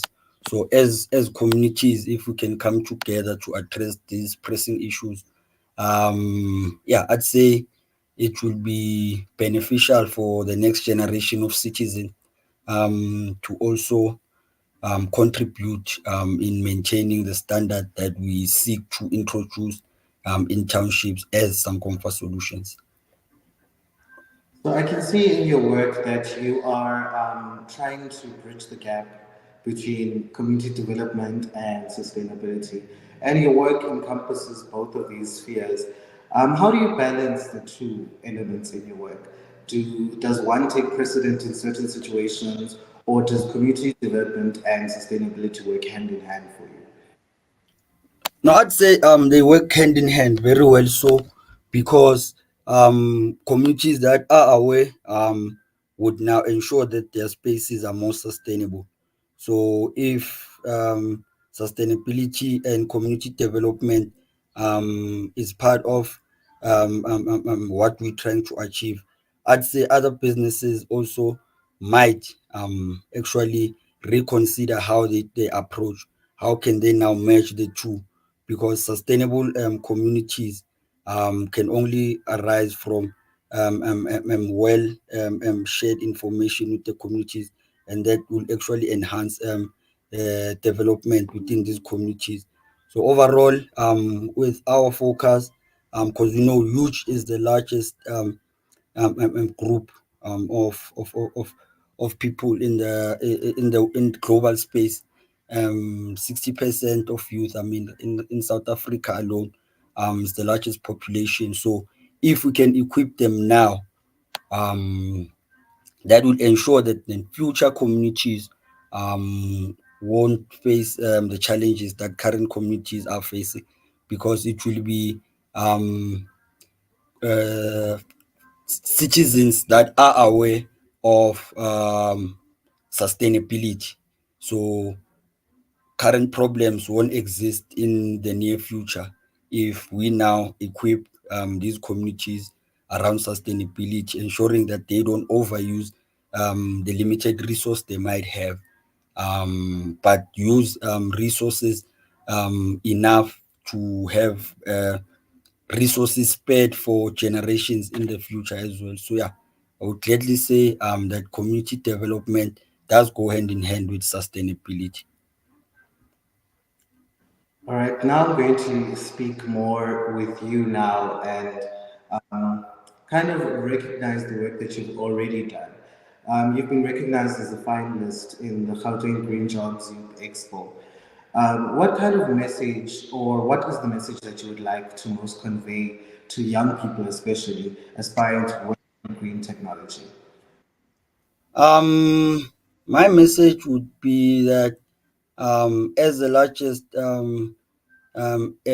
group in the world right now, if we don't act on pressing issues that contribute to climate change, that contribute to the degrading of water systems, that contribute to the use of technology, and then I'd say would be doomed by the next 10, 15, 20 to 30 years if we don't act on our pressing issues, which is waste and how it contributes to climate change.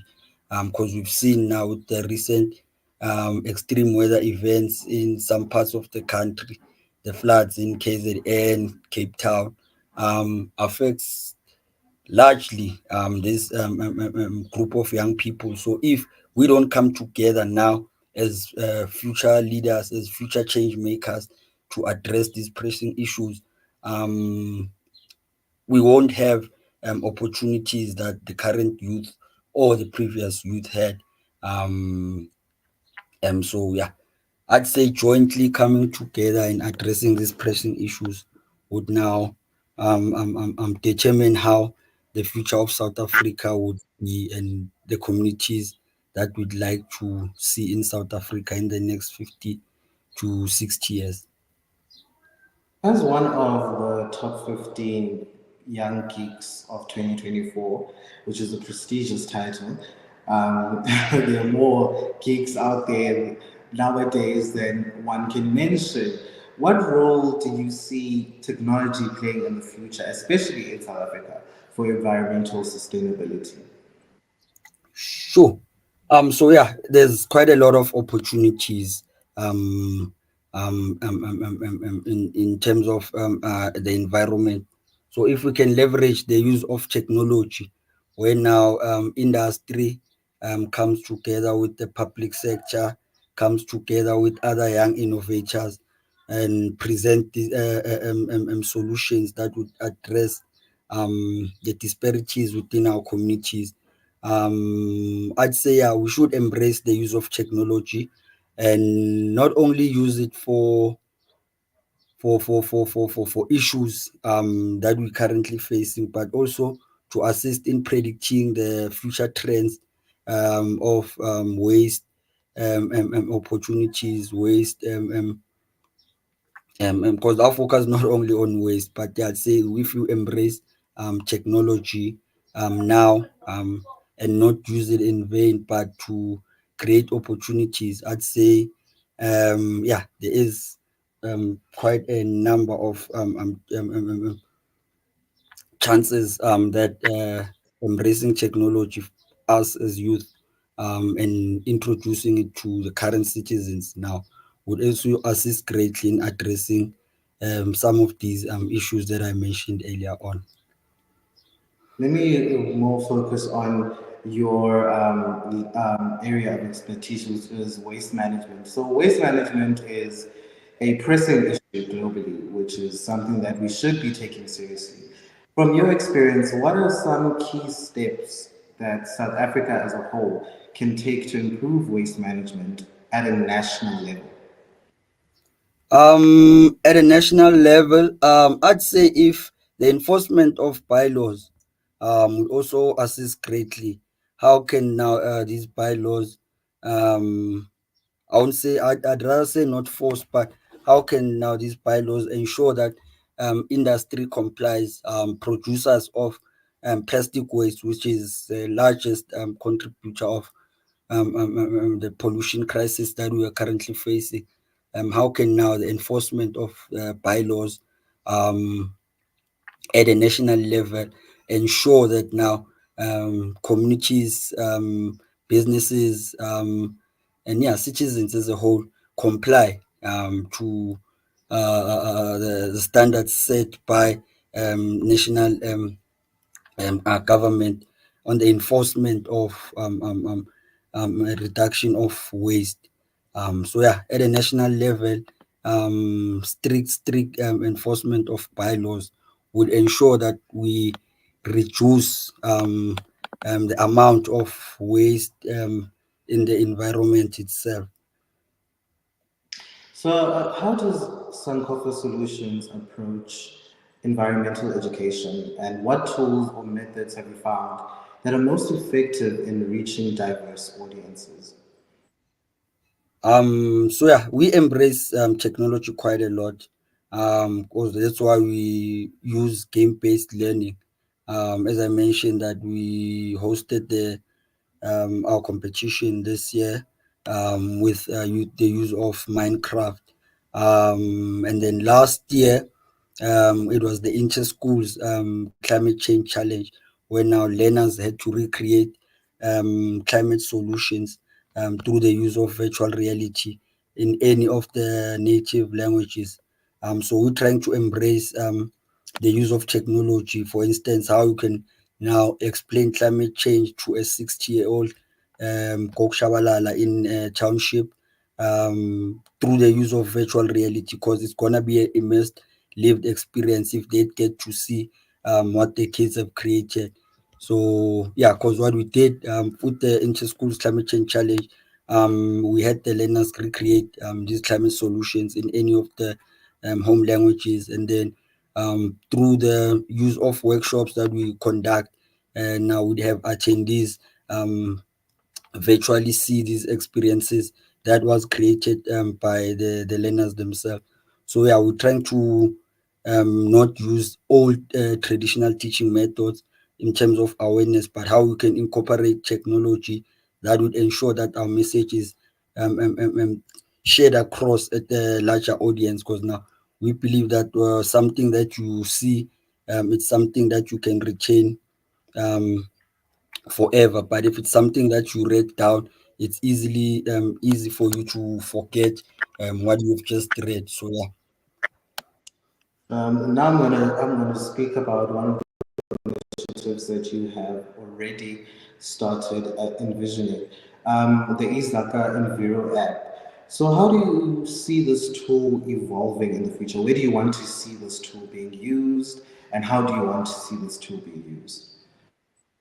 So yeah, with the Izara app, in we'd love to work with local retailers, where now we ensure that we keeping circularity within the um, township economy, where now through partner retailers and the initiatives that we hoping to introduce, we would be reward recycling, where now community members who utilize our services would earn now digital vouchers or discount vouchers to purchase either food items from these partner retailers. So trying to address poverty, unemployment, because the key feature in the Izara app would be the gig economy opportunity for local youth, would now assist in the collection of food waste and then be incentivized for that. So also keeping um, as part of the app, we now also afford these local businesses to advertise their services, and then yeah, create a more holistic a holistic economy within these communities. So yeah, the Izara app will play a key role once it's fully launched and shared with members of the communities at large. Because now through the use of that, people would actually save on the little money that they have through their recycling efforts, where now they'd be rewarded with discount vouchers. So to make it easier for them to utilize those vouchers whilst purchasing food items or necessities for themselves or for their household, and then the little money that they have would now ensure that they get to save or on that. And yeah, another key aspect now is to strengthen our local economy, because we've seen now with the recent surge in food poisoning within these communities. How can we now ensure that even these young kids who participate in the Izara would actually utilize it fully when they purchase items from our local retailers, which is your USAVE, which is your ShopRite, that will now ensure that they're also on the safe, and then they're also contributing to the fight against waste pollution in their communities. So, still speaking about projects that you are involved in, what would you categorize as your most challenging project that you've been in, and what did you learn from that experience of that project? Sure. So yeah, one of the projects was the development of the Izara app, because yeah, there's quite a lot that will have to go into the proper development of the app itself. Because we'd like to have it linked with our Chamakochi skip manchas. So we're still in discussions with our local waste service provider to see how we can now have some of these solutions that we have be integrated into the current existing systems, because it's not a matter of competition but how we can jointly collaborate and address the pressing issues faced by our communities. So yeah, the challenge now I'd say is full on integration, because there's a lot that will have to go into to that, because they're an existing entity as well. So how can we have our solution be integrated to their system? And then yeah, with that I'd say so far it's been the biggest challenges, one of the biggest challenges, but we're still working on it. Hopefully we'll get to have um, um, um, um, um, um, an existing approach when we deal with other municipalities, not only in Gauteng but beyond. So I always ask this when somebody casts their net into the future. What are you most excited about future projects and initiatives?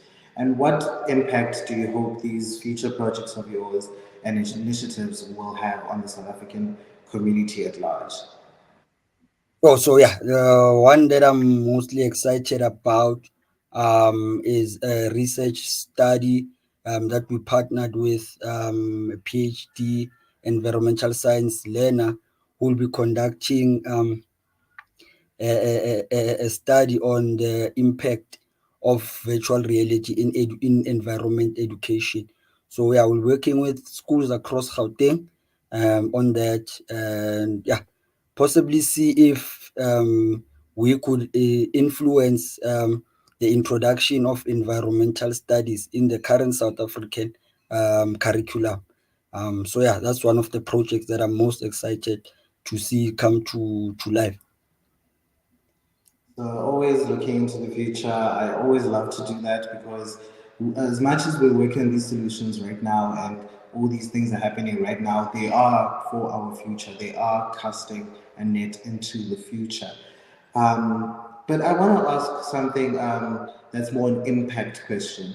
So this is around Sankofa Solutions. What do you use or how do you measure the success and impact that your company has, and what outcomes matter the most to you?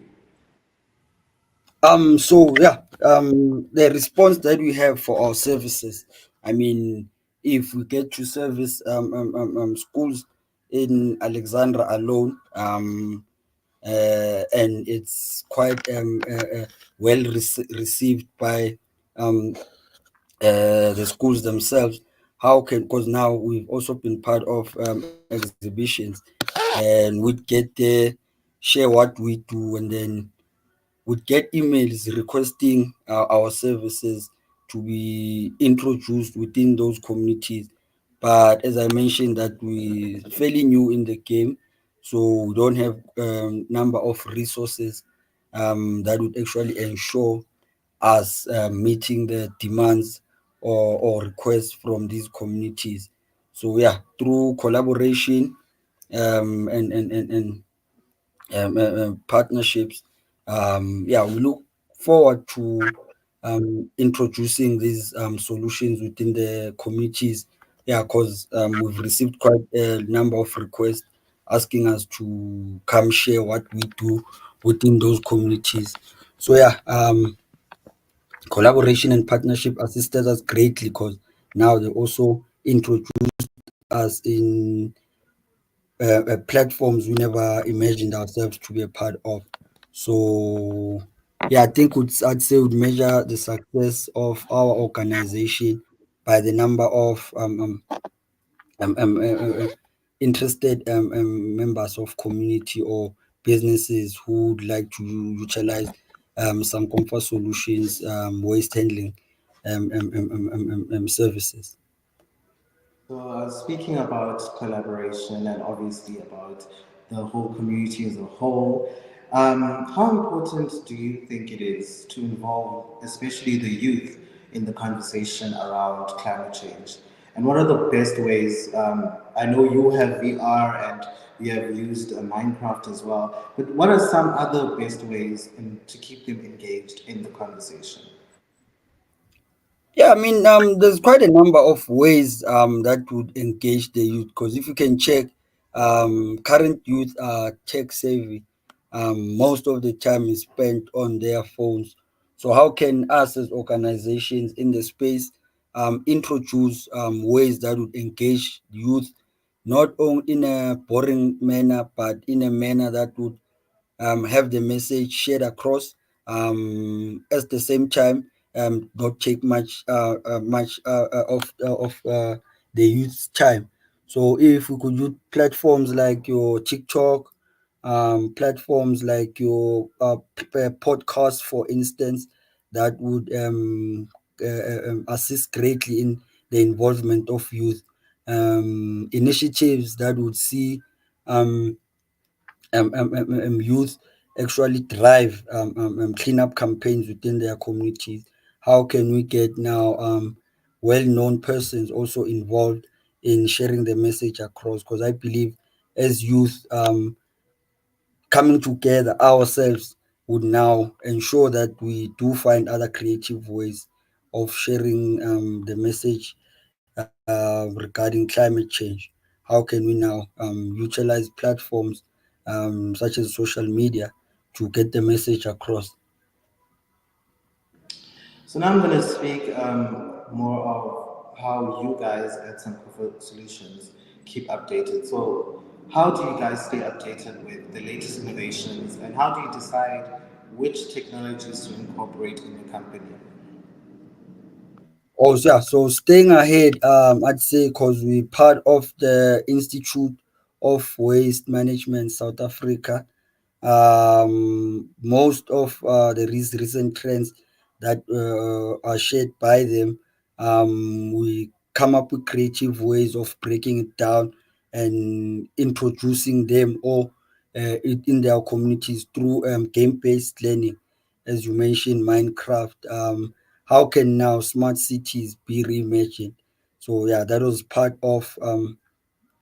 some part of our solution as well. Being part of these prestigious organizations that address waste not only locally, not only nationally, but globally. So through us being signatory associates in these platforms grants us access to the latest trends in the waste and environmental space. All right, the following questions are more based on your expertise and your understanding of things. It's always nice to know the person behind the solution. So, Some Comfort Solutions is your project, and everything that happens there is the vision that you have. But we always have to talk about the people that built that vision for you, that helped you build that vision. So I'm going to ask you about the role of mentorship, especially in your journey as an environmentalist and as a founder. Are there any specific people that you looked up to or experiences that you have had that significantly influenced your path?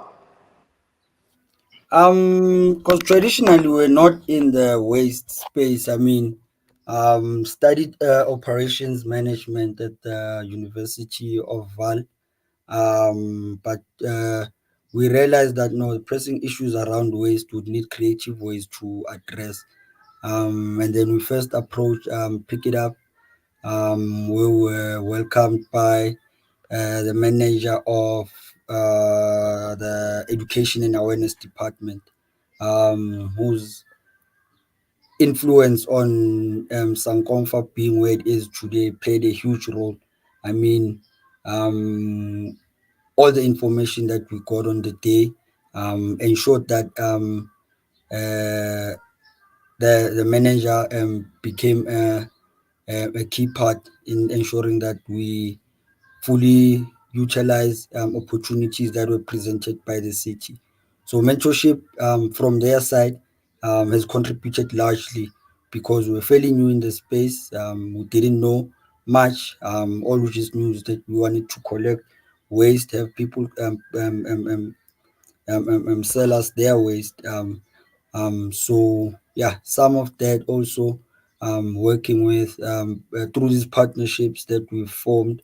Um, we try by all means to put ourselves out there, ask as much as we can, and yeah, because asking, I mean, it's the best way to check how you are performing as an organization. So through these collaborations, people that we've worked with, I could say they've also mentored us in a way.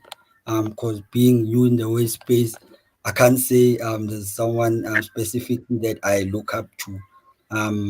But I do look up to the services.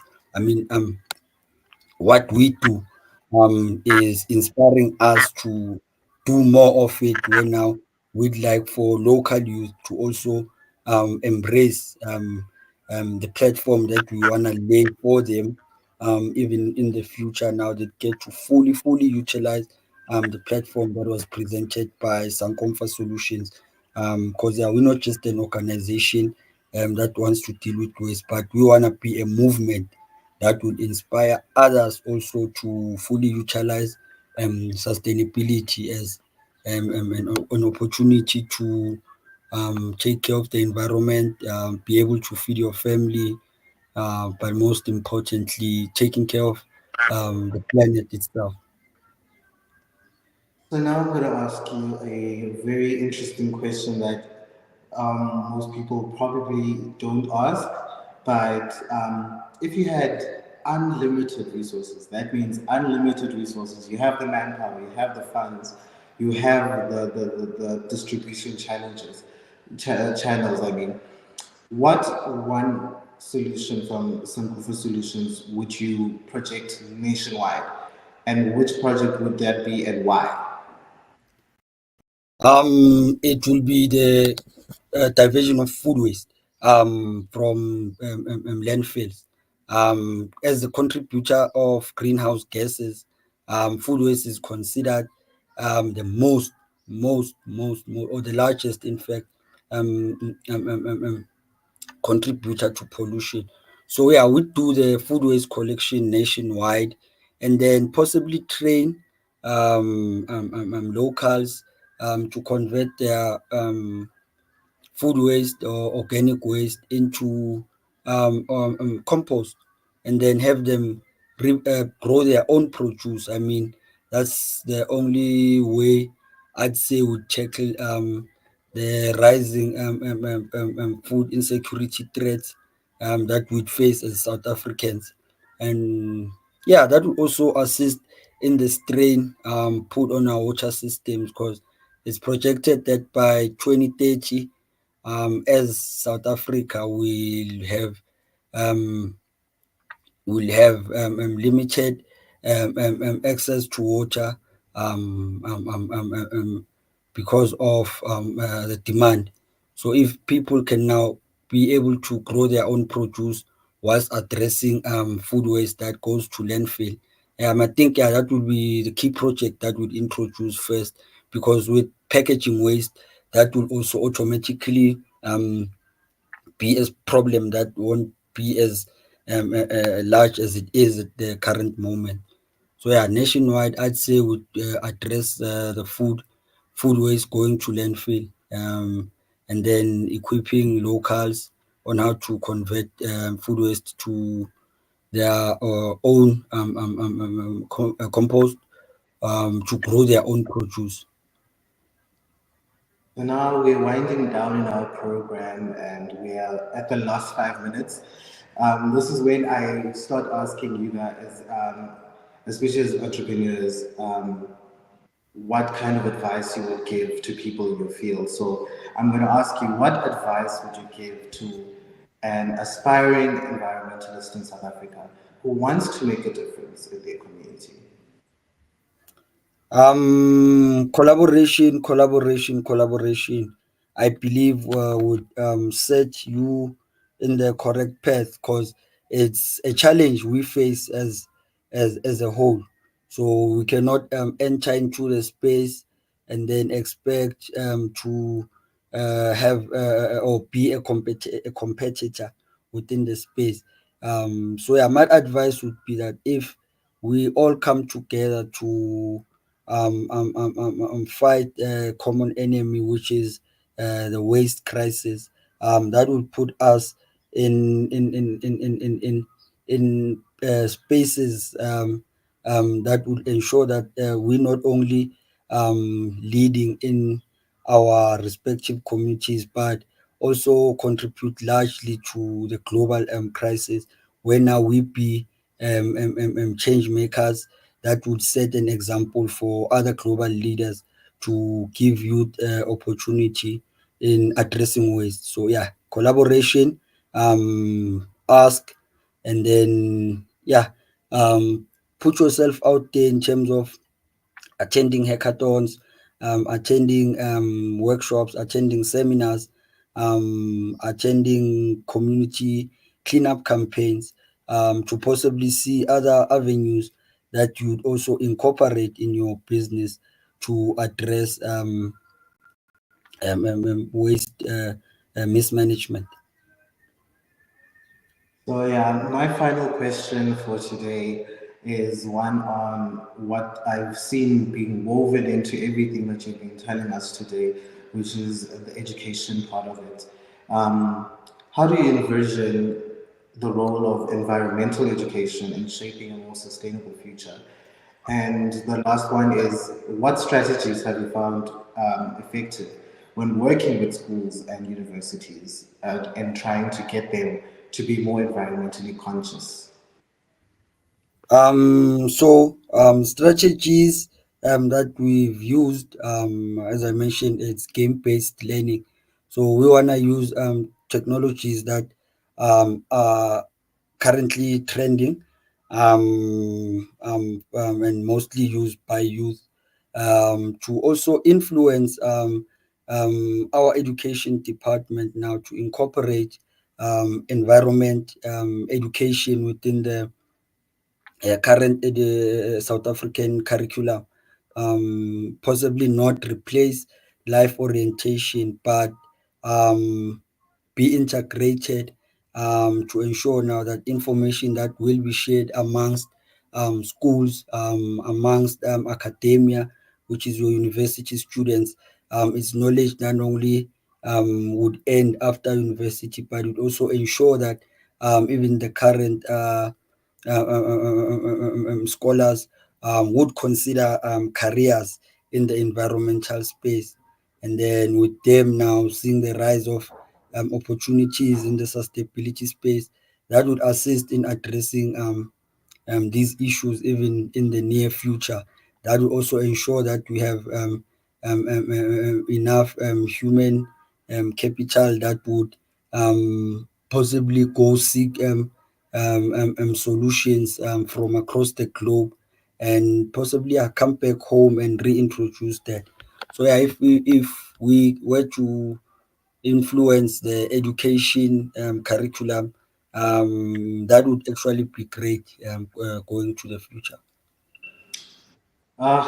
That's all the time we have for today. Thank you so much for being so candid with us, Simpiwe. Thank you for bringing us through your mission and your vision and your goal, and obviously opening up about Sankofa Solutions and the kind of work that you guys do. It's very commendable work. It's very admirable work that you do, and we hope that this is only the beginning.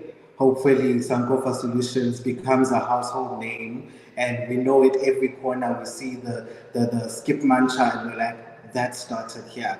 That we saw at the beginning. So, yes, thank you so much for your time, Superior. Thank you for having us, Bulele, and thank you to the festival for extending the invitation. It's always a pleasure to have entrepreneurs with us, especially people who are trying to make a difference. So I thank you very much for your time.